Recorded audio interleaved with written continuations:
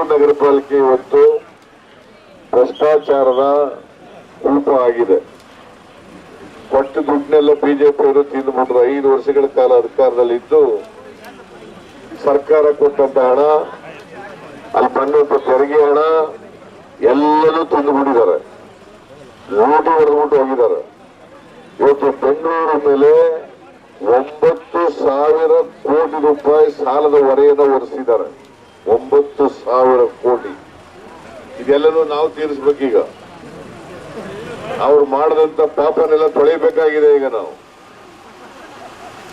ಆ ಪಾಪ ತೊಳಿಬೇಕಾದ್ರೆ ಮತ್ತೆ ಬಿಜೆಪಿ ಬದಲು ಸಾಧ್ಯ ಇಲ್ಲ. ಅದಕ್ಕೋಸ್ಕರ ಕಾಂಗ್ರೆಸ್ ಅನ್ನ ನೀವು ಗೆಲ್ಲಿಸಬೇಕಾಗ್ತದೆ. ನಾವು ಇನ್ನ 3 ವರ್ಷ ಇರ್ತೀವಿ. ಆರ್.ವಿ. ದೇವರಾಜ್ 3 ವರ್ಷ ಇಲ್ಲಿ ಶಾಸಕರಾಗಿರ್ತಾರೆ.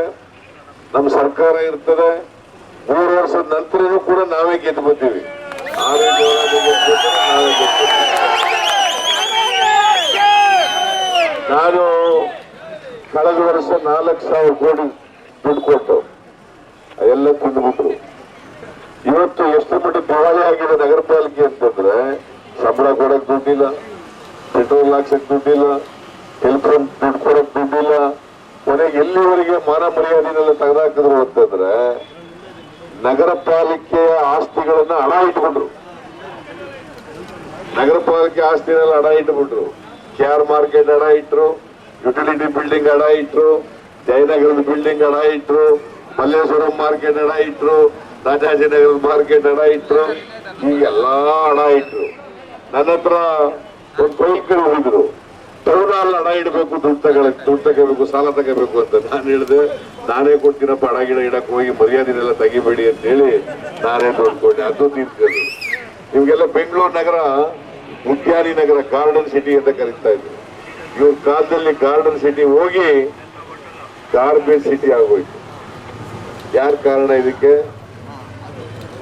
ಅವ್ರು ಹೇಳ್ಬೋದು ಕಾಂಗ್ರೆಸ್ ಸರ್ಕಾರ ಇದೆ ಅಂತೇಳಿ. ಅಲ್ಲಪ್ಪ, ನಗರ ಪಾಲಿಕೆ ಆಡಳಿತ ಮಾಡಕ್ಕೆ ಅವ್ರ ಕೈ ಕೊಟ್ಬಿಟ್ಟು ರಾಜ್ಯ ಸರ್ಕಾರ ಇದೆ ಅಂತ ಹೇಳಿದ್ರೆ ಕೊಟ್ಟೊಟ್ಟೆಲ್ಲ ತಿನ್ಕೊಳ್ಳುತ್ತೆ. ಅವ್ರು ಏನ್ ಮಾಡಕ್ಕಾಗತ್ತೆ? ನಾವು ಇದು ಪರಿಸ್ಥಿತಿ ಇದೆ. ಅದಕ್ಕೆ ನಾನು ನಿಮ್ಮಲ್ಲಿ ಕಳಕಳಿಯಿಂದ ಪ್ರಾರ್ಥನೆ ಏನ್ ಮಾಡ್ತೇನೆ ಅಂತಂದ್ರೆ, ನಮ್ ಜೊತೆ ಕೆಲಸ ಮಾಡೋರು ಬೇಕು, ದೇವರಾಜ್ ಜೊತೆ ಕೆಲಸ ಮಾಡೋರು ಬೇಕು. ನಾವು ಏನು ಕಾರ್ಯಕ್ರಮಗಳನ್ನು ಮಾಡ್ತೇವೆ, ಯೋಜನೆಗಳನ್ನ ರೂಪಿಸ್ತೇವೆ, ಎಲ್ಲ ಕಾರ್ಯಕ್ರಮಗಳನ್ನ ಯೋಜನೆಗಳನ್ನ ಜಾರಿ ಕೊಡ್ತಕ್ಕಂಥವ್ರು ಆಗ್ಬೇಕಾಗ್ತದೆ. ನಮ್ ಜೊತೆ ಇಟ್ಕೊಂಡು ಕೆಲಸ ಮಾಡ್ಬೇಕಾಗ್ತದೆ. ನಮ್ಮ ಹೆಗಲಿಗೆ ಹೆಗಲು ಕೊಟ್ಟು ಕೆಲಸ ಮಾಡಿರ್ಬೇಕಾಗ್ತದೆ. ಅದಕ್ಕೋಸ್ಕರ ನಮ್ಮ ಸರ್ಕಾರ ಇದೆ ಇಲ್ಲಿ ರಾಜ್ಯದಲ್ಲಿ. ನಮ್ ಜೊತೆ ಕೆಲಸ ಮಾಡ್ಲಿಕ್ಕೆ ಕಾಂಗ್ರೆಸ್ನ ಒಂದು ಒಳ್ಳೆ ಟೀಮು ಕಾರ್ಪೊರೇಷನ್ ಅಲ್ಲಿ ಇರಬೇಕು.